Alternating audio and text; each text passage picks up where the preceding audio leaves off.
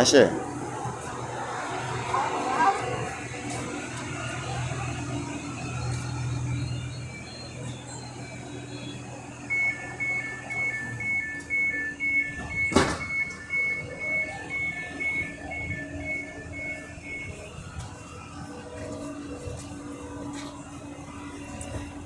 Dove sei Ale?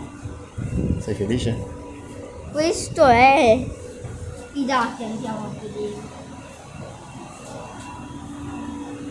Adesso andiamo a vedere i dati.